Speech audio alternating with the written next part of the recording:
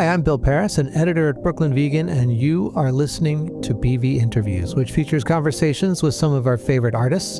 This week, we're talking to Adam Franklin and Jimmy Hartridge of shoegaze OGs Swervedriver. They start their Brooklyn Vegan-presented tour celebrating the 35th anniversary of their debut album, Raise, on August 18th in Cambridge, Massachusetts. Adam, Jimmy, and I talk about Raise, how the band came up through the Oxford scene that also gave us Radiohead and Ride, and how they ended up on legendary British indie label Creation Records. We also discussed touring with Soundgarden in the US in the 90s, touring with Failure in the 2010s, the current shoegaze revival, and lots more. Well, let's get into it. Here's my conversation with Adam and Jimmy of Swervedriver.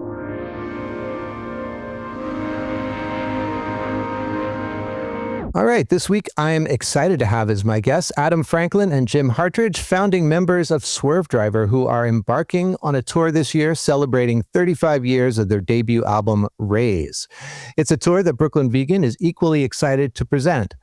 Adam and Jim, welcome to the show, and please introduce yourselves for our audience who might not be able to distinguish accents as much as other people. Well, I'm Adam, Adam Franklin, guitar and vocals. I'm Jim, or Jimmy, guitar player, Swervedriver, for many years now. I'm in the UK, Adam's in the US. It's great to be here. I was just going to ask, where are you guys calling in from today? Where, Jim or Jimmy, which do you prefer, actually? I should have asked you this before. Jimmy is good, I think, yeah, for the purpose of the interview, that's good. Jimmy, where in the UK are you? I am in West Sussex right now, directly south of London, I guess. I reside here and I reside in Brighton. I kind of move between the two places. Today I'm in the countryside. It's good. It's very hot here, so I'm quite glad to be here, yeah. Adam, what about you? Well, I'm in Raleigh, North Carolina, and it's also very hot here. But, you know, I was kind of thinking about how hot it's been and then finding out it's actually equally as hot, if not hotter, back home in England, yeah. I have a friend who lives in Amsterdam, and he said it's gotten over 100 degrees Fahrenheit there a couple times already, which is mind-boggling. Yes. Absolutely, yeah. There were big trouble in Europe, I think, yeah. And of course, people don't have AC so much, you know. It's got me thinking about AC and when AC was invented, and we think it's probably post-war, 1950s maybe. But, you know, in generally in the UK, it doesn't, you'd only need it for 2 or 3 days a year or something, but no. Appears to be longer stretches. I mean, I associate air conditioning with the United States. I mean, I was first introduced to AC when I first went to the States in 1989, and I borrowed a car. And I was in the desert in California, and every day we had the air conditioning on because, of course, it was 100 degrees in, near Death Valley and stuff like that. And it's just an absolute necessity. And in this country, that was going back 30, whatever, between 30 and 40 years. Now, of course, it's just taken off here, and we need it now. We didn't need it then because we didn't really have hot summers, but now, and global warming's, it's going to be good for the air conditioning companies, that's for sure, yeah. Though I bet Italy will never get them. You can't even get ice there, Oh, well, yeah. Apparently you can't get ice in London either. Oh, okay. That's another thing. Ice in America is such a big deal. If you go to America, travel between America and the UK, it's quite a funny thing because the States is just so big on ice. All the hotels have the ice machines. You fly back, you go to Gatwick or Heathrow and you buy a can of Coca-Cola, no ice, So what's going on? You're so used to seeing ice everywhere. So it's an amazing culture clash, yeah. I went to Rome in 2018 in August, like when it was probably 95 degrees there every day. I don't recommend going to Rome in August for many reasons, but we stumbled on some place where they advertised this iced coffee drink called the Shakerato, and we were very excited and went in, and they had this special machine. They filled the colander or whatever with ice and poured in the coffee, shook it up, and then just strained it out. Didn't give us any of the ice, and we were just like gobsmacked that they wouldn't give us the ice with it. Wow. It might have poisoned you. I mean, Rome has a really complex sewerage system, doesn't it? I mean, going back to Roman times, so you'd think that maybe the Romans would be first in there on kind of air conditioning. But oh yeah, right. They invented central heating. The original Romans did, yeah. All right, well, let's talk Swervedriver stuff. Given the nature of the tour, I'd kind of like to go back to the beginning. Tell me about the Oxford scene of the mid to late 80s. What was it, an actual scene? Were you hanging out with Mark Gardner and Rachel and people like that? Well, not Rachel, because she's from Reading. Yeah, I mean, okay. I'm confusing my scenes a little bit there. I mean, it's all sort of Thames Valley, I suppose. But I mean, yeah, Reading's not far from Oxford. We didn't really play. No, we did play Room, but not until I guess after we got signed and stuff. But in the mid to late 80s, yeah, there was kind of a scene in Oxford. I mean, it astonishes me now that our old band Shake Appeal was voted by the people of Oxford to be the best band in Oxford in 1987, because Shake Appeal was just this band just making a complete racket, and there have since then, of course, been so many internationally revered and nationally revered Oxford bands, but in the mid to late 80s, nobody was really getting in the charts or anything, or kind of like, or touring around that much, perhaps outside of Oxford. I'm not sure. Yeah. It wasn't a place where you'd associate success with being a musician. It wasn't. Oxford didn't really have that kind of vibe at the time. Bizarrely, Adam and I come from a village actually outside of Oxford called Wheatley, which is where Supergrass are also from. Oh. So it's actually outside of Oxford. There's a village which probably created more bands than Oxford itself created. There were a lot of bands in Wheatley. Who else? That nobody ever heard of, but there was quite a big music scene. The Leftovers. No. With a Z on the end. Sorry, Z on the end. The Splits. I think was a Leftovers. Yeah, I thought for sure I was going to know one of these bands, but this is super obscure, yeah. I mean, I think we felt kind of on our own in Oxford, really. I mean, there were bands. We knew people. Of course, we knew a lot of bands, but nobody really, I think anybody really felt they were going to break through until the Rising happened, which is, I guess, 1990, I suppose. Possibly 89. Yeah, I think Ride was the word went around town that Ride had been signed to Creation Records, and it was the summer of 89, but they weren't going to release anything until the first month of 1990. So I think that kind of helped us get our skates on a bit, because we kind of thought, damn, we should be, because I guess we were trying to get a few gigs in London and Brighton and places. But I think when Ride sort of came through, and then I guess, we were kind of in their slipstream, and then of course Radiohead a bit and Supergrass, and now we've had Foals and Glass Animals, or I think they've had a huge number one single in the States, haven't they? So when did Shake Appeal sort of stop, and was it a direct thing where you just immediately formed a new group that became Swervedriver? Yeah, it was kind of like, I think we felt that maybe what we were doing was, because it was like the Stooges and the MC5, or we thought it was, but we probably didn't sound like either of those bands really, because it's just the way that we could play, But it just seemed like there was a lot of guitar stuff, interesting guitar bands coming out of the US, Sonic Youth and Husker Du and all that kind of stuff, and there was stuff developing in the UK as well, and yeah, we just figured we needed to shift it around, and we played it. Our last kind of show was with World Domination Enterprises at Oxford Poly, and then we played one farewell show where we played all cover versions, had people guesting and stuff. But then we kind of, actually we broke up, and then we kind of regrouped as Swervedriver around about sort of late 89, I guess. We moved to London as well, I suppose, didn't we? Around that time. I mean, I think we sort of associate ourselves with more of what was known as a Grebo scene. Really? You guys were Grebo? Well, no, we weren't really, but it seemed like that was the sort of scene that we maybe would have hang on to, and then things got a bit more interesting, because things are quite how much you call it? Retroactive. I was going to say, I never associated you with Pop Will Eat Itself or the Wonder Stuff. Well, no, but we did play with the Wonder. Okay. We're not very much like the Wonder Stuff at all, that's true. I was thinking more like bands like, is the Image really? I suppose bands like, there were bands who were Gay Parker's Rancid. Yeah, they were kind of scruffy and they like rock and roll, which is kind of what we were like. We like rock and roll, we like the MC5 and the Stooges, and we were kind of scruffy and a bit untogether. And it seemed a bit like we might be part of that, but that scene didn't really go anywhere. And later on, of course, more interesting stuff, bands who did make a bit of a mark, like Dinosaur Jr. and Sonic Youth, were actually interesting, very contemporary. It seemed like perhaps, well, actually, we're maybe a bit more like that than the Grebo thing, you know.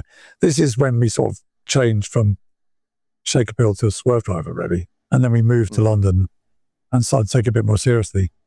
But we did open for the Wonder Stuff at Bescott Stadium in 1991 and met Dave Hill from Slade was there. So I got to ask Dave Hill about how he got the sound on the B-side of Goodbye to Jane, which is a song called, I think it's I'm Me, I'm Now, and That's All or something. Anyway, I asked him how he got the sound on that, and he said, you know what, we just turned it up to a 10, you know, which is pretty good, yeah.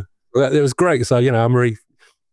and we also play with Ned's Atomic Dustbin as well. They were kind of, you know, I mean, our first shows in the United States were 5 shows opening for the Neds in like New York, Chicago, San Francisco, LA, and one other perhaps. And I remember getting to San Francisco and we were going out to a bar. We were like, you know, it was a night off, like, yeah, you're coming out to the bar. But they were too young to come to the bar because they weren't yet 21, you know. So we were like, oh, well, we're going anyway. Mm-hmm. And also in that hotel in San Francisco, which is the one with the pool, what's that called? The Phoenix or something? Maybe?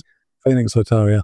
And that's where our manager said, right, he got us in a room and said, you've got to sort out the artwork for Rays, you know, it's now or never. Because we were just like, oh, we'll get around to it, and we still hadn't. And there were some slides, and Adi put 2 slides together, and all the slides were stills from Douglas Hart from the G's and Mary Chain did the video for Sandblasted. And Adi put these 2 slides together. One was of the sand, Canberra Sands, and the other was a sort of sun refraction. And he said, oh, this looks pretty good. We were like, that doesn't look good. That can be the front cover. And then we could actually get out and go to the bar, you know.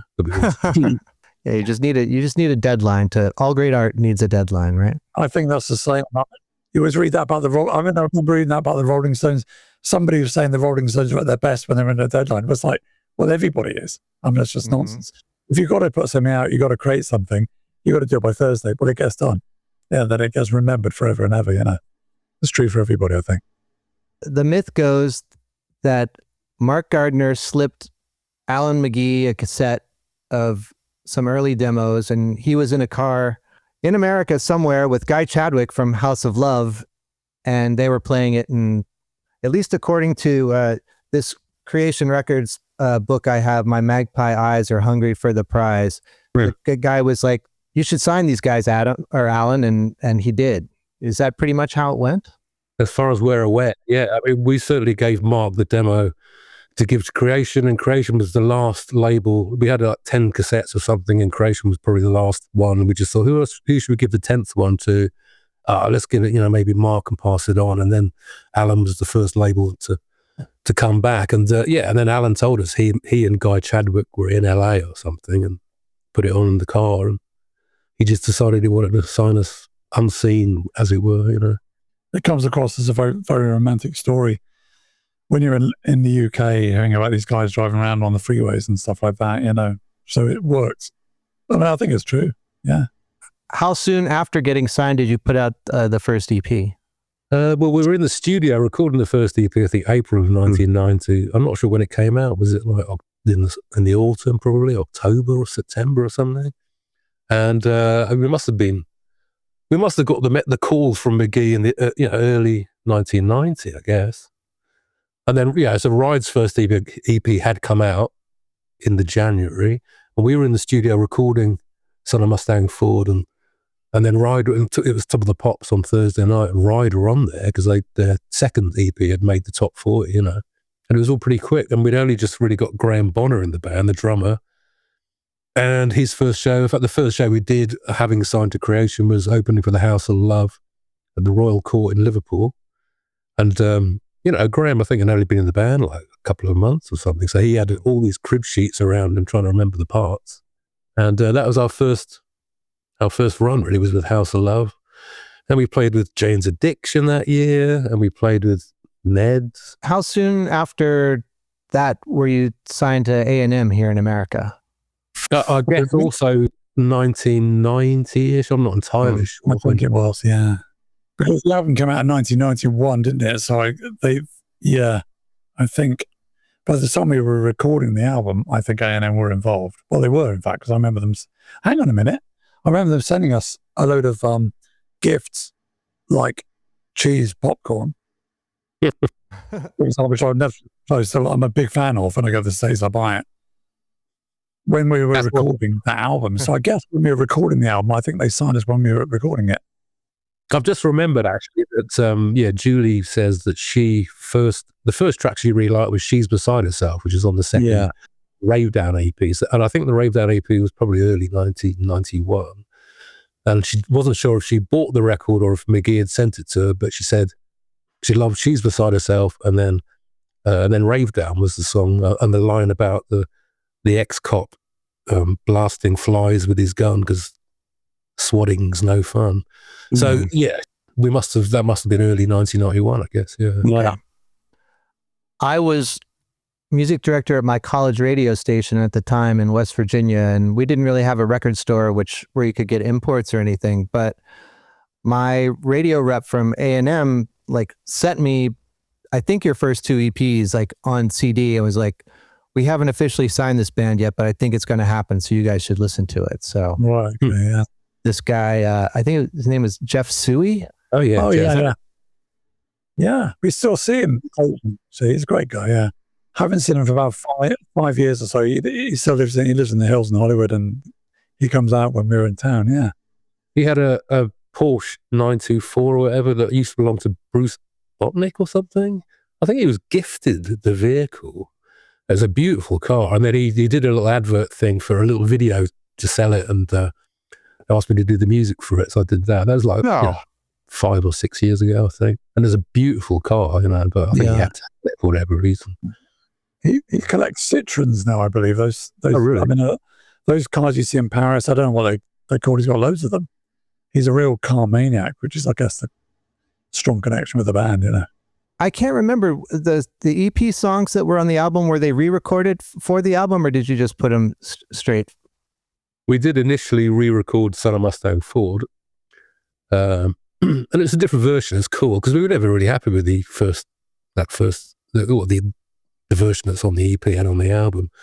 And I think it was McGee's choice. He kind of said, I think he also thought we should have the 3 singles on the album.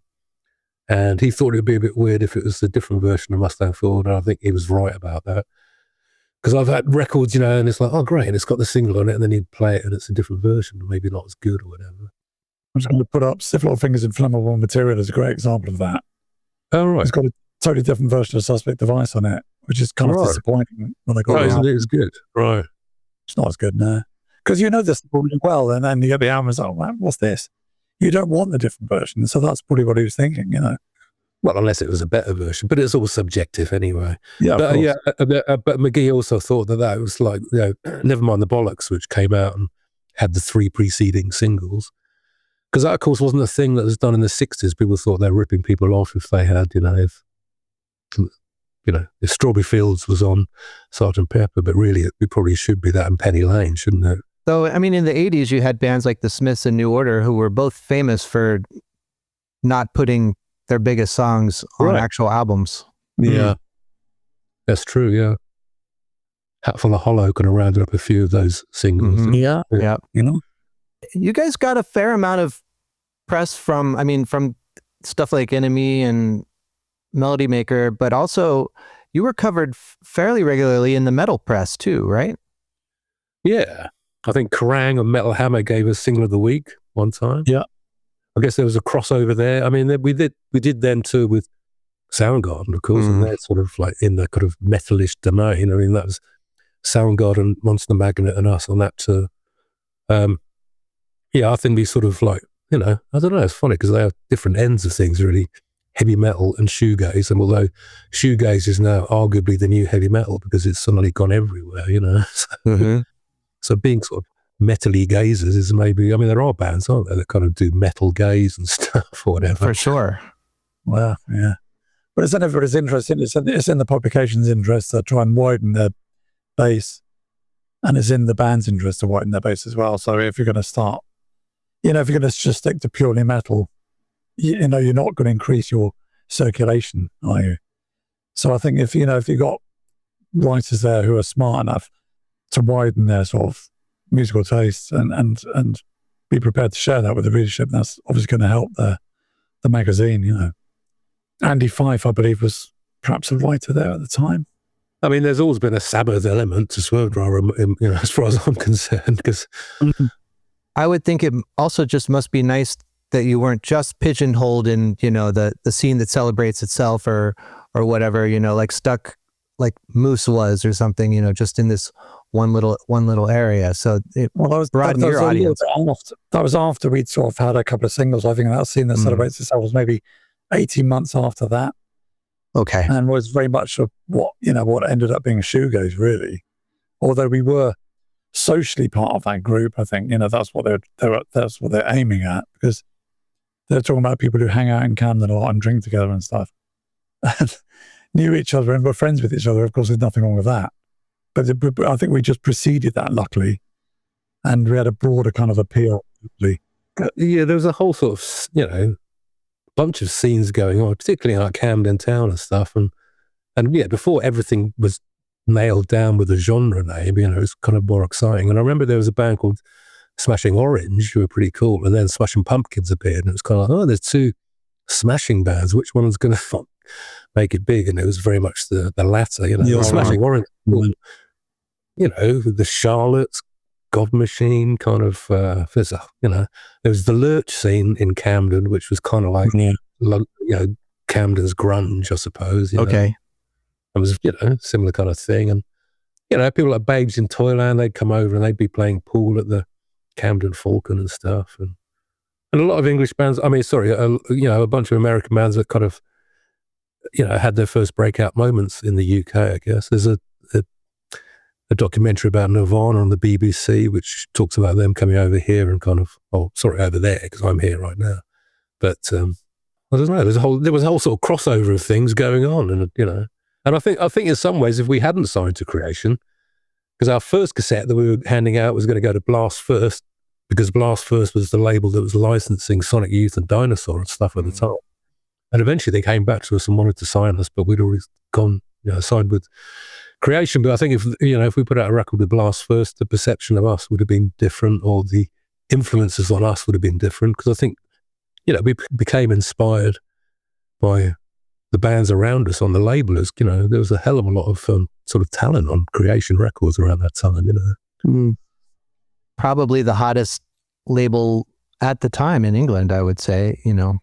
Yeah, that was the thing about signing something. You kind of knew that you were going to get, noticed to a degree in the UK and then open up everywhere else, because, we had those crazy, whatever it would have, 12 music papers every month. Was it like 3 papers all weekly, and a lot of that stuff, I guess, was shipped over here and put in record stores, but maybe a little after the fact, like a month or two later or whatever.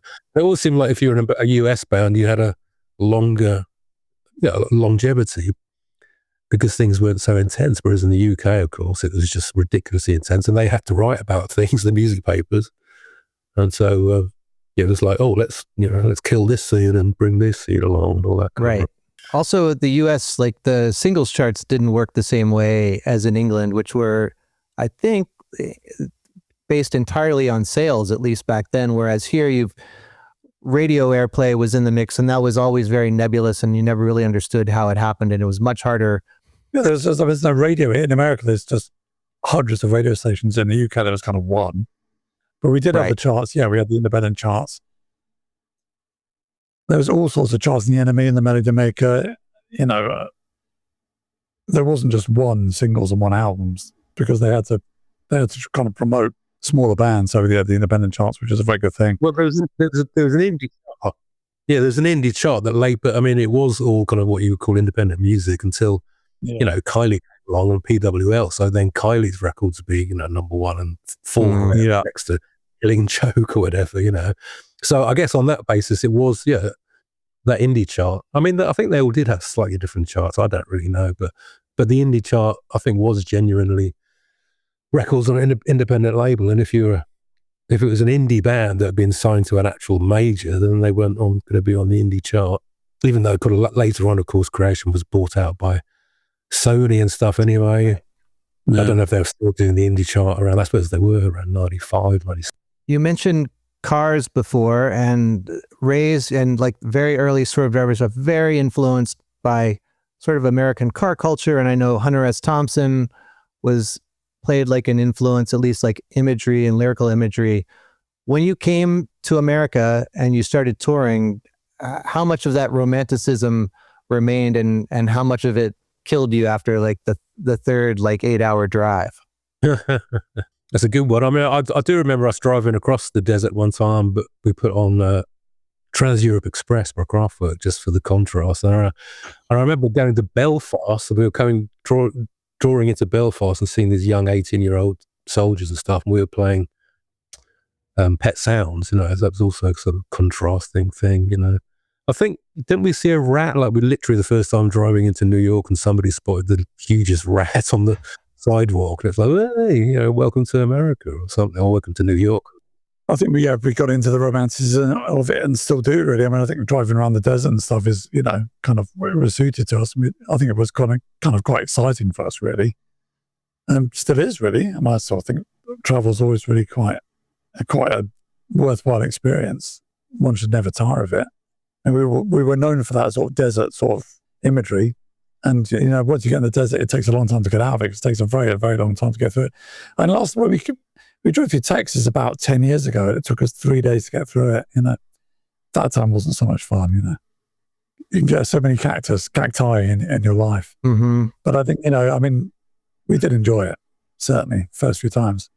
Okay, that's good because, you know, sort of there are many famous cases of long U.S. tours breaking up bands. You know, I mean, they killed the Sex Pistols. They were probably already on their way anyway, but, you know, Blur's first tour over here almost broke them up, and that ended up helping them because they sort of switched over to what became Britpop. But you guys never had... we actually did big time. I mean, our drummer left on the 6th date of the Raised tour, and after a show in Boston, went out for a sandwich, never came back, and we had to play on without him. We've got another Dan in, but I mean, we also sort of fired half the management for some reason, and then AD left after we seen out the year. So it's kind of like, you know, 2 years in, and it's basically me and Jim and our manager starting afresh. Well, I was just going to say, whether it's hard to say whether it's the touring or not. I mean, traditionally touring breaks a band, isn't it? You know, that's what people say. And they in those days, they were very long. I think all the bands did very long tours, 6, 7, 8 weeks of America. And then you might have to do Europe as well. And then you might have to, you know, have to. I mean, not necessarily the word have to is necessarily particularly relevant. But I mean, I'm not sure if that's what broke the band really, or it was just sort of musical tastes or whatever. Our band, when Graham left, I mean, Graham left after about 4 days, so you can't really call that tour fatigue. We'd only been on the road for like 4 days, you know. I'm surprised he would have left anyway. I don't know. Yeah, Graham had to get out of this situation anyway, but I mean, it did all go off. It would have been a bit crazy, I guess, in the state. Like I don't know. We saw it through and then kind of literally regrouped, came back. But I think that, I think we're more sort of like open to the culture and the sort of freeways and blah, blah, you know, whereas certainly Blur at the time, when they were trying to be very, very English, weren't they? So being in the States was probably soul destroying for them. I think the story goes with them is it actually made them want to just lean into the whole English thing even more. And so then they made Modern Life is Rubbish right after that. They're playing smaller places, weren't they, on their second tour than they were on the first tour, which I think they found a bit offensive, yeah. So your drummer, like, literally just went to go get some lunch and just never came back, and you never heard from him again? No, not quite. Although I just want to say about the Blur thing, they were also signed to a label that sucked, SPK. They were licensed to this label. Oh, yeah. And Slowdive were licensed to that label from... And Adorable. Oh, right, okay. And I think that label didn't do anybody any favors, you know, whereas at least we had a decent label behind us, A&M, you know. But Graham, Graham, I mean, Graham actually rejoined the band eventually. We did an Australian tour with him in 2015 or something, maybe. Or he just had to get to San Francisco. So we left him enough money to get a flight to San Francisco. And he flew to San Francisco, and then he got picked up he was walking down the street, and a van came past, and the guy said, "Hey, are you the drummer from Swervedriver?" And Graham said, "Yeah." And he said, My Name's Anton from the Brian Jonestown Massacre, jump in. And he ended up playing on the first Brian Jonestown Massacre album, a couple of records. Wow. And he stayed there. He lived there, I think, for a good 7 years or so, maybe longer. So there you go. Okay, wow. Yeah. Yeah, it's amazing what happens. You mentioned touring with Soundgarden and Monster Magnet over here. What do you remember about that tour? It was a fun tour. Yeah, what happened? I remember Pearl Jam joined for the 3 shows in Texas. One of those shows was in a converted supermarket, so it was a really weird venue because it had a really low ceiling. It was like playing in a supermarket. I seem to remember they had an interview with MTV, and it was in our dressing room. I went through to use the John, and the manager said, just be quiet. I was like, okay. So I went through and then forgot and pulled the chain and then walked out. They were all laughing and stuff. I remember Soundgarden they were really quiet on stage. It was quite something to walk across the stage when they were playing. They just had they had it all worked out so that, it was a revelation because, of course, we were just incredibly loud on the actual stage. I did play drums on one song for Soundgarden in Philadelphia. There's a song where, I don't know, it was just Chris Cornell and the acoustic guitar doing a kind of Led Zepp 3 type thing. And at the end, Matt Cameron would step up and just go, ba-dum, bum, ba-ba-bum, psh. And one night I said, you've only got to do that, little Phil. And then he said, maybe you should do it. And I was like, no. And then the rest of them kind of pushed me onto the drum stool. So I can actually say I played drums live with Soundgarden once. I taught Chris Cornell the word bog, the English word bog, which is the English word for toilet, which he'd never heard before. Because I was like, do you know where the bog is? Did you say bog? Yeah, I'm looking for the toilet. Oh my gosh. It was good fun, I think, on the whole. Yeah. You all got along? Yeah. I mean, I think so, yeah. Yeah, Kim Thao was great, Ben Shepherd, but we used to joke that Ben and Jimmy looked kind of similar at the time because the hair was sticking up in a similar way. Mm-hmm. Well, yeah, I mean, it was just uncanny, really, yeah. I've never seen anybody who looks like me, and he did look at the time very much like me, and he would probably say the same thing, yeah. More recently, you guys toured with Failure. It's a really cool double bill. Did you ever cross paths with them back in the day before that? No. We were not aware of the band before that tour. They hadn't made any impact in the UK that I was aware of. It was a purely US thing, and no, it's all new to all of us, actually. Yeah. I mean, most of the tours we've done have been pretty, they're pretty good. We do get on all right. We do kind of enjoy it. And that was one of them. That was when was that, 2019 maybe? Maybe, yeah. Kelly, the drummer, he played drums on a track for me, Bolts of Melody track. We put out an album called Film Noir in 2024 or something, and he plays drums on the last track. So that's really cool. I mentioned that Creation Records book earlier, and you guys are in it, but not that much. And there's a lot of crazy stories in here. And I was just wondering if there was a crazy story that would have been worthy of that book that you're willing to share here and now. So drugs in that book, isn't it? Yeah. Well, the Funk Club is a big pile of cocaine, yes. Isn't it? That was the image of Creation Records. And I think that probably there was a lot of that, I suppose, going on. But I mean, I think that's just part of culture everywhere, isn't it, really? Yeah, we were only mentioned maybe 2 or 3 times in that book. I've got the book. It's too big to read it, It is huge.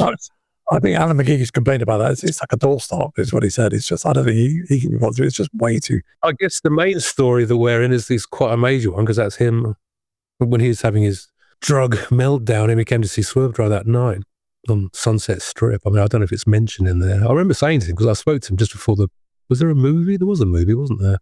Yeah, there was a movie. I said, who's playing us? Because, there's got to be us playing on that scene where he gets wheeled onto the plane. It doesn't have to be crazy in a hedonistic sort of way, but just maybe.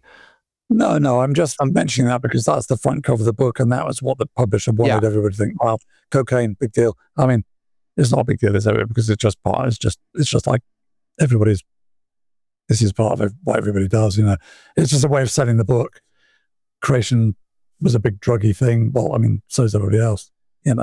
All the bankers, everybody. It's just it's no different from any other kind of industry, really. That is when Alan McGee lost the plot. is when he came to see us. I think it's the whiskey or the Roxy, I can't remember. And we were supposed to meet him that night and we didn't. And his life changed and he got taken to the hospital and he had he just overdosed or something went badly wrong. And he turned his life around, you know. And I did see him actually around the time of that movie and sort of said, you know, are we in it? I knew that we weren't in it. And he said, no, you're not. And he walked away really fast as if I was going to be upset by it. It's just like, well, this is just, I know we're not going to be in the film. There's no way we're going to be in the film because he got Oasis, you know. And actually, funny enough, Oasis aren't really in that film that much, considering what a massive part of creation they were, you know. That's funny, that film. It's a real, it's like 90% made up, I think. But if that film had been accurate, of course, we would have been in it. And that was a big point in his life when everything turned around, you know. Right. And that was 1993, I suppose. No, maybe later than that. Hang on a minute. No, it must have been later than that. Then I'll have to check the book. Yeah. If you bother to go through it again. It does neatly have an index, so you can just look up and see where you guys, what pages you guys are on. So that's helpful. I don't remember there being that story, like the whiskey story or whatever, in there. So yeah. Oh, it's not in there. I mean, the story might be in there, but you aren't. But it's a pretty thorough index. Like there are mentions where you're just briefly mentioned in one sentence, and they have it in the index. So they may not mention that you were the band, but I don't know. I'm gonna have to really look. Like you say, it won't take very long to look us up the index. But I think there's mention of us there being the record deal of our A&M record deal, the finances being used to that is in people's record deals and recording and promotion and stuff like that, which is what happened, of course. Because like any business, they're trying to make the money balance. And so if you get money from A&M, it doesn't really go to us. It goes towards promoting whatever it might be, Oasis or... Well, I was asked recently, somebody said, so what would the world be, what would have changed if Swervedriver never existed? And I said, well, according to that book, Creation Records wouldn't have got the $250,000 that saved the label. And if they hadn't got that, then Oasis wouldn't have signed to Creation because Creation wouldn't exist. Yeah, I think they basically say that your signing to A&M helped My Bloody Valentine finally finish their record. So that was at the time. That's all anybody talked before Oasis. All anybody talked about on that label was My Bloody Valentine because their bill was so big. That's gone down in folklore. But then Oasis came and changed. Then it was a completely different ball game. It was a totally different label. Very, very wealthy, and all the smaller bands, of course, they didn't really want to know because it's a lot of trouble to keep a band going, to work with them. And if you've got a band who's making millions and millions and millions, then, you don't really want to bother with the bands who aren't making millions. Even though a lot of people at the label were very passionate about music. I mean, they all were really. But it's just money. It's just, everybody knows what happens, You left right after Ejector Seat Reservation, right? Yeah. So really the crazy days of Creation were just starting, because that's like right when What's the Story, Morning Glory came out was 95. So there's the third album, A&M Records paid the first 2 advances on that, but then they decided they weren't going to pay the third advance because we weren't making enough money for them, and therefore Creation decided, well, we weren't making enough money for them either. So I think the record was deleted a week after it came out or something. Right. Because Creation was signed with Sony, we suddenly the Sony in Australia started really pushing. And the first time we went to Australia was around 95 and Ejector Seat Reservation. So that was a kind of like second wind of energy there kind of thing. And then, and then other stuff happened. I mean, we kind of got picked up. Well, Ejector Seat Reservation, because it didn't get released by A&M in the US, Geffen Records wanted to sign us. They wanted to license that record and put it out. A&M then got cold feet because I guess it happened with Soul Asylum, who had been on A&M, and they let them go, and then suddenly they had this big hit album. Mm-hmm. And so, Geffen then requested, a huge signing on fee or something. And we kind of feel that Geffen should have just pretended to have been called Dogshit Records or something and just said, we're just a little indie called Dogshit Records, we want to license Ejector Seat Reservation, and then they can license it and then they put it out on Geffen, But, and then like promos were made of that record, but it never came out, right? I guess. That was really annoying because we felt like we kind of got some steam up, but it was the accountant's decision, and they could see that, you know, the way the deals were structured, you know, the advances got larger in accordance to, in theory, how much more money you're bringing in. And of course, we weren't bringing in the big numbers. And so, yeah. It's funny, in preparation for this interview, I was looking on YouTube and I found an interview you did for some Japanese television show in 1991. You were talking about how you were glad to be on A&M because if we had signed to Geffen, the only band they care about is Guns N' Roses. Right. That was Graham Bonner. That's Graham, the drummer that left, and that was his line, about that. About, you know, if we'd been signed to Geffen or something, they would have cared about was Guns N' Roses. I guess Guns N' Roses hadn't really done anything by the time we almost did sign with them. No, we did sign with Geffen. And then because A&M wanted a huge amount of money for that album, Jodie Carilla, who signed us, she said, should we just move on to the next? Have you got more songs? I said, yeah, we're recording already. So it was like, let's go with the next record. And we were recording 99's Dream. But then by the time that got to sort of promos, that all got a bit weird as well. Like Jodie got fired. We had an A&R guy that we didn't really have any real relation with. And he came over to the Kinks studio, Ray Davies studio in Crouch End in London, to sort of oversee a mix of what they saw as the single, which was the song These Times, but they wanted the guitars, electric guitars taken out and acoustic guitars there. I think I was the only guy from the band there. I was at the back of the room while these guys are talking about how our record's going to sound, and it was just like, this is bullshit, really. And then thankfully, they decided to drop the band, but they let us keep the album, which is what A&M hadn't done before. So fair play to Geffen there, and the album did eventually, you know, get released. But it was it's just all a mighty great ball ache, really. You know? Yeah. Very, very messy. Yeah, mid-late 90s for us. Yeah, it's very easy to lose your momentum. I mean, we lost it over and over again at that point. Yeah, it's tough. So, what do you all make of the shoegaze revival, which it feels like the genre is more popular than ever? I mean, the genre, I mean, somebody was saying like they saw a list and it was like the 50 best shoegaze albums of, and you think it would be of all time or whatever, but it was of the first half of 2025 or something like that, you know? Yeah. It's like, have there really been 50 shoegaze records or more? Because that's the best 50 or whatever it might be, you know? But, I mean, I remember shoegaze appeared on MySpace as a genre. That was the first telltale sign, really. It's like, you know, what's your band? Jazz, reggae, blues, or shoegaze? You know, so it's just astonishing that it's even the term that's taken seriously. I mean, it's a term of derision. Obviously, that was the whole point in 1994, whenever it was invented by Everett True or whoever it was in the Melody Maker, and the fact that it's now we're talking about it here quite seriously. It was Andy Ross that named it. Andy Ross, right? Okay, right, yeah.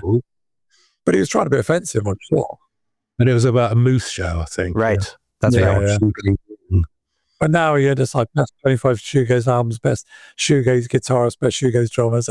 It's incredible. It's very funny and it's really quite rewarding, I think, for these guys.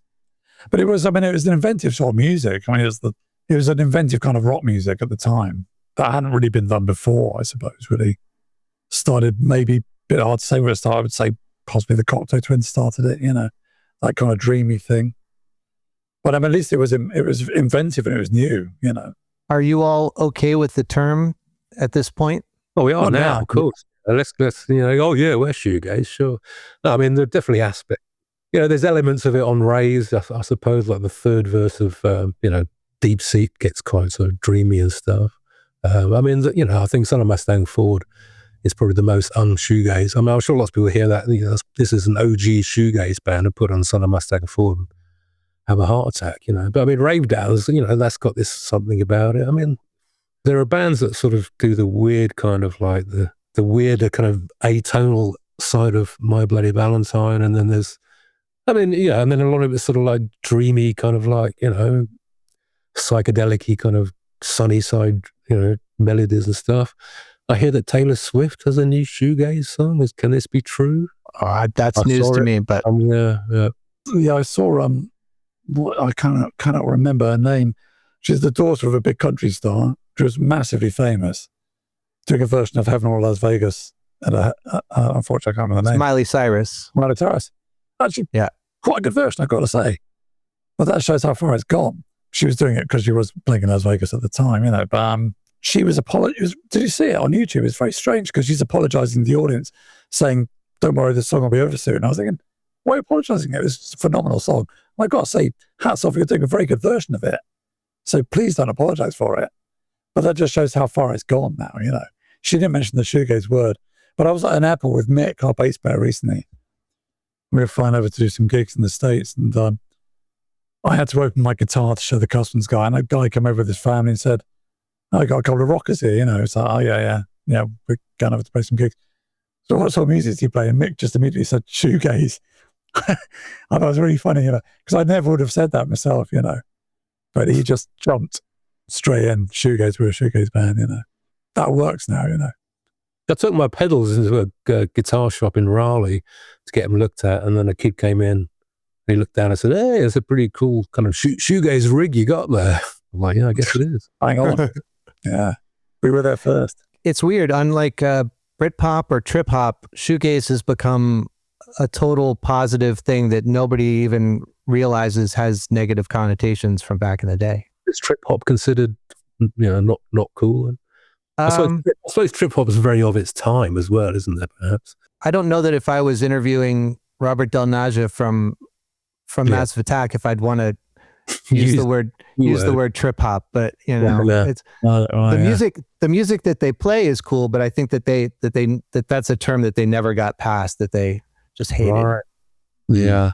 What genre are Boards of Canada considered to be, out of interest? They just popped into my head.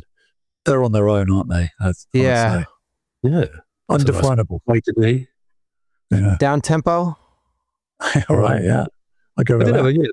There was a Topic Harley album we did in 2000, and I remember going to a record shop in Camden, and that was in the down tempo section. And I was really delighted because down tempo was kind of a hit. Right. Yeah. Mm-hmm. So have you all started practicing for the tour? I bet you Jimmy has. Yeah, we played a couple of gigs not that long ago, but we start to reconvene in a few weeks. Yeah, in New York, I believe. I think we're just discussing it now. Yeah. All right, you guys played that the Shellraiser Festival or something or whatever. Yeah, we played that, and so we had been sort of getting some of the Ray songs up to scratch. So we played a few of those that night, and we debuted another song, Winter Depths, which we'd never played before. But yeah, it's cool. I mean, the Ray's album. I mean, I've been playing it just because it's a really it's a good album to play, and then we're also gonna, I guess, play some best of the rest afterwards, whatever, and mix that up a little bit. Some albums, the track order really works as an album, but maybe it doesn't quite work live. I know you've played Rays before in full, like in Australia, I think, and maybe Germany. How do you find it to play it live? It is a good order, I think. I mean, in a way, it's kind of like, I think our albums tend to finish with something that it wouldn't be the natural thing you'd finish live. And so with Rays, it's almost the end of Sandblast, that big chord at the end. And then it comes back in with Leave Me Where You Dare, which was the kind of studio construct tune at the end, which we never used to play back in the day. And so that's the song, that's the one song that needed to be sort of brought to life or whatever. But actually, it's a really cool way to finish off the album, because it is like the kind of the end credits play or something. You've had the explosive beginning, you've had bits of troughs and all the rest of it, and heights, throughout and then the kind of end credits roll at the end. So it is, it's really fun to play, actually. Yeah. Yeah. I mean, most of the album we've been playing live over the course of the time we've been playing together. I mean, Feel So Real, we kind of knocked that one out of the set list for quite a long time. So that's quite new as well. It's refreshing to play that one again. But it's pretty groovy, it's pretty fast and quite a rocking sort of number. But on the whole, I mean, Sci-Flower, we played that a lot over the years. Pilot, we haven't done so much, I suppose. For Sandboss, it's, Rave Down, of course, was in part of it. Sunset, yeah. I think Pilot's my favourite at the moment, because it's just got all these moves in it. I mean, the great thing is it's just riffs. It's wall-to-wall riffs, really. It's really good fun to play. Bits of the whole Sunset, because the whole guitar work out in the middle, it kind of breaks down, builds up again. Pile Up's got the kind of crazy, the drum, bits where drums and bass drop out and things like that. which I think, a lot of that stuff was us in the rehearsal room in Camden Town in 1991 or whatever, writing the songs and kind of honing them. And there are demos, and the demos have different, arrangements because we've added a bit or whatever, or we've taken a bit out. Yeah, I'm proud of how that album works out, really. I mean, every band wants to make a killer debut record, and to be playing it in its entirety 35 years later over and over kind of seems insane. But the way that a lot of those songs are and the arrangements are, back at sort of trying to think back to how we put it together. I think it's just a lot of playing and conversation, really, and just sort of everybody sort of piping up and saying, well, I think we should do this. And I think, what about if you put an F sharp there and stuff like that? Sort of four minds working really well together. It was really quite a collaborative piece of work, And I just look back and think, why did we do that? Why did we do that bit there? And I think we just stopped and we talked about it and decided to do that bit there. And that's really why these things happen. It's just sort of magic in a way, if you weren't, it's just very hard to put your finger on exactly what defines moments in songs, But there's lots of really wacky moments like in Pilot, You think, why would you do that? And we just stopped and talked about it. We came up with an idea. That's a great idea. All right, we'll try it. Yeah, it works. And there you go, 35 years later, that business still stands up, There's the bit I always mention, which I don't think anybody ever picked up on at the time, which is some of the riffs that recur, like Sci-Fly's got the big sort of twangy riff between the verses. And then that exact same riff comes back in a different key in Deep Sea. It was I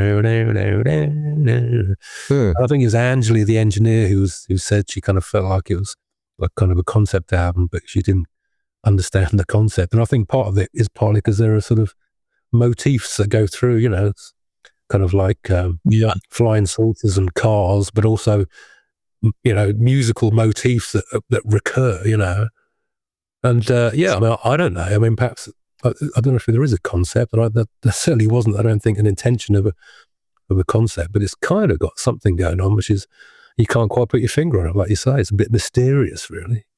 Yeah, subconscious. A lot of it, I think, which is a good thing. Yeah. I think subconscious is a good description of the best sort of shoegaze music as well. I think that's what it's supposed to be. I mean, if this falls into that category, but I would say it's that kind of state between when you're feeling really tired in the daytime, you kind of like doze off for 30 seconds and sounds in your head, you hear traffic in the distance or birds tweeting or whatever. I think that's what shoegaze is supposed to be, some sort of ethereal kind of thing, and it's neither awake nor dreaming or something like that. And then the thing about dreams, because we were saying this before to somebody else, that, dreams are a very recurring theme in shoegaze tunes, like Dreams Burned Down by Ride and When You Wake You're Still in a Dream by MBV. But then Swervedriver's Dream is on Rave Down, it's a car crash in a dream, so we have to be a little bit nastier there. But there's elements of dream is something that pulls it all together, all the shoegaze for sure, yeah, which is why the Samuel Reynolds book is called When You Wake You're Still in a Dream, I believe. The book about shoegaze. Right, it's not out yet, right? Is that in the UK? Okay. You can get it in the UK. I'd like to read it, actually, yeah, but it's not available in the US at the moment. Yeah. I wonder if maybe Rough Trade here has it. We could always get Jim to buy a few copies and bring them over. Oh, thanks. There you go. I can make some money that way. We could actually put it on the merch desk, maybe. Yeah. Well, very good idea, yeah. That's what Simon Glenn sign it. Easy. Hopefully you're in it this time, unlike the creation book. We are. We're on the cover. Oh, you're on the cover? They've got Mr. Bad on the cover. It actually looks quite similar to the Never Lose That Feeling cover, actually. We had words across it. They're similar, that font. We were mentioning his last book, Retro, the last book he wrote about retroactive, whatever. We were mentioning that book as well. So touring or live shows has changed a lot in the last 15 years. Visual elements is a much bigger deal. Like even, smaller shows, you see stuff like that. Is there going to be a visual element to this Raise tour? There is, actually, yes. We have a great light show. This guy, Zach, a friend of ours, who does some quite cool stuff. He's kind of partly filming the stage and then refracting it, and it goes off the walls. And like we played that festival in, like you're saying, Shell Razor, and it was going off the trees. Yeah, it's going to be, it's going to look good, I think. Do you have your whole like merch thing worked out tons of t-shirts? Any like vintage designs that are being resurrected? I was thinking about it just today, actually. Yeah, there are. I think there are a few designs that should be resurrected. We also have the pedal shirt. That's a popular one, and that has a lot of names of the Ray's songs on it, I guess. Tote bags. Do we want tote bags? Do you think? Sure. Bag. The pedals t-shirt is a classic shoegaze idea, isn't it? Because that's the whole point in shoegaze. You're too busy staring at pedals to look at the audience to make eye contact. That's the whole point. So the fact that we got the pedals t-shirt is very important, I think. Yeah. So we'll bring that one back. I think we need to get together and talk about that. Actually, yeah.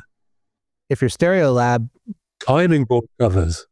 Yep, and laundry bags and ice cube trays. Right.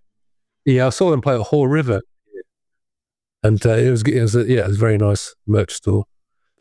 Tell us about the openers. Slow Fiction are on most of the tour, but you've got some special ones in Chicago and the New York area. Yeah, we've got the Life and Times playing in Chicago. I think it's their first show in 7 years or something, and that's the band that came out of Shiner. Alan, the singer, guitar player, was in Shiner, and so that's really exciting, actually. And yeah, for New York and New Jersey, we've got the Still Out, which is our friend Arjun's band. Arjun and Josh had the band. Josh sadly passed away a few years ago, and they're remastering the album, which is a really great album, actually. And so that's going to be out. And yeah, Arjun's sort of got regrouped the band. So that's going to be awesome. And there's a track on the album that I sing and play guitar on. Oh, Mikey Jones, our drummer, plays drums on it as well. So I think people are going to dig that if they haven't heard it before, because that's another record that seems to kind of, they seem to take from elements of sort of, whatever it is, alternative rock, kind of metally bits, shoegazy bits or whatever. The Slow Fiction thing is very exciting as well, of course. That's a really good band to get. We're very excited about that. My son is actually friends with them in New York, and it's all coming together, really nicely. What's in the future for Swervedriver? Are you guys working on a new album? Yeah, working on bits and pieces, yeah. There's a little studio space. The people we just mentioned, actually, there's a little studio there that Mikey can get into and play drums. So we're going to knock a few ideas around and see what comes out. Maybe another EP, because we did an EP last year, and quite like the idea of doing another EP. Perhaps we'll do 3 EPs and an album, just like Ray's. Well, the old days, we'll do some new stuff for sure. Yeah. I do feel like the EP is the perfect format for shoegaze.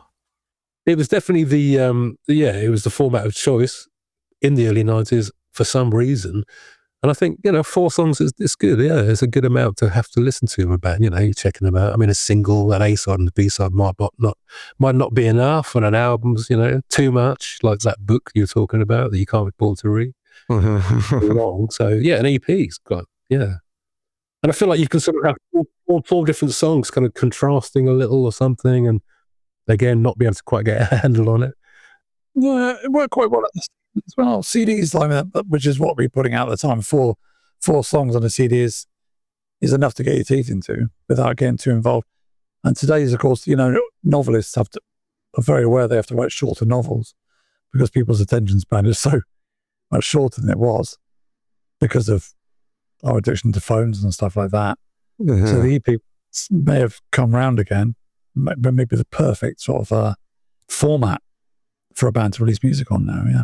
Yeah, I mean, I was thinking that, I've always really consumed songs, it struck me, because in the early 70s, singles, T-Rex song or a Slade single or whatever, and then the B-side as well, but still, I mean, today it's like if I hear a song, sometimes you hear a song by a band, think that's amazing, and then you listen to the rest of their album, you're not particularly into it, so you put that song into a playlist. So yeah, I'm a song consumer anyway, more than perhaps an artist consumer in a way, I think that's really most people are like that now because of this kind of culture we've had for years. We just skip. You don't want to hear it. I can't be bothered to. I've got no time. I'm just going to skip that one and hear the next one. That's kind of the world we live in. So it's harder for albums and books and long films to survive, really. I mean, they're not saying they're dead. There's great art in the album, but it seems to me that shorter pieces of art fit better with today's world, fast-moving world, Christopher Nolan might argue differently. He's got a 4-hour Odyssey movie coming out next week, which will probably be the biggest movie of the year. Yeah, I didn't know it was 4 hours long. I mean, I'm going to go and see it because I always go, I go to see movies every week, but I didn't know it was that long. Maybe not quite that long. Okay, yeah. I was watching the last version of that story with Ralph Fiennes in it, I think, and it's a bit disappointing, actually, so I'm hoping for something a bit better. Christopher Nolan, he takes it seriously, doesn't he? So I guess he's going to have done a good job on it, I hope. I'm looking forward to it. I'm looking forward to the tour, which starts in about a month. I think it's like August 18th, maybe, is the first date of the tour. Sounds all right, yeah. And I think that's going to do it. But we do have one last question for you. We always ask if you could give us 5 records you think everybody should own. And if you want to both do 5, you can. Or if you want to just tag team ping pong between each other, that's okay too. Okay, well, thinking of 5 is not, if you give me, I've known about this, I would have been very easy, but I would have said, we both agree about Revolver by the Beatles, I would say. If you haven't got Revolver, then what's going on? You know, so that's number 1. We were told about this, Jim, in an email, but I guess you didn't see it. I noticed that you were saying something about 5 albums. I didn't realize it was an essential part of the interview. I was thinking that it's always so, there might be just 5 things you like today, and then next week it's a different 5. So, but there's nothing wrong with that. Pebbles Volume 3 is like, that was my first choice, really. The psychedelic compilation album. Lenny Kaye did Nuggets, I guess. Right. And I think Pebbles was probably somebody else did that, but it's just full of these psych rock, as is now known, psych rock 45s, bands that existed for probably just a matter of months, but put out one fantastic 45 or whatever, and it's all on that record. I know of that record, but I'm not sure that I've ever looked at the track list. Are there now famous songs on there? Well, I guess Primal Scream covered a song called I'm 5 Years Ahead of My Time, which also was a funny song. I forget who wrote that one, but 5 Years Ahead of My Time, which I thought was funny because it's such a 1967 kind of song. And if he's singing about being 5 years ahead of his time, his sound in 1972 would have been quite dated, but I'm sort of thinking about it too much there. No, I mean, I don't think any of the songs are famous, really. Crystal Chandelier. There's a couple of songs on there that I would argue are kind of like formative of shoegaze as well. I listen to a lot of Lana Del Rey. I mean, like, on Spotify and stuff, she just seems to suit any mood, really. And seems to be an artist you could place in the 50s, 60s, 70s, 80s, 90s. I don't know. She's just kind of, the word classic comes to mind, really. So, I mean, a lot of her records I listen to a lot. I have a playlist of a lot of them. I suppose the one I listen to most is either the first one or Do You Know There's an Ocean? No, there's a Tunnel Under Ocean Boulevard. That one, I listen to that a lot. I think she's phenomenal. Nobody Loves You More by Kim Deal. I love the fact that it just jumps into suddenly there's big band horns and strings and stuff. I think she was very nervous about having a record under just her own name and with herself on the cover, but it's definitely an album that it's a big deal, isn't it? I mean, it is. I can see why she's nervous, Well, nobody wants to put their own name on a record. That's the thing. And then so many people go through this thing. They're in a band, the band breaks up, and then they form another band, and then nobody knows who that band is because it doesn't have their name in it. So they have their own name in the end. Kim Deal's a cool name, though. Yeah, but it sort of might feel like you're being arrogant. It's not arrogant, but if you're saying, well, this is me, this is my name, look at me, everybody. Will you be Jimmy, Jim, or James Hartridge for your solo album? I think, I might go for James. James Hartridge? There's a guy called Jimmy Hartridge who put out an album, like a blues artist for New Orleans. If you look for it online. You call Jimmy Hartridge, yeah, because the other thing is there's a guy called Adam Franklin he's a blues acoustic guitar player, and I was getting messages, this is like 10 or so years ago, from Jimmy and from my brother, because my brother was living down the South Coast as well, and my brother said, are you playing a gig here next week? I was like, no. He said, well, it says here you are. And then I get a message from Jimmy saying, are you playing in Brighton? I was like, no.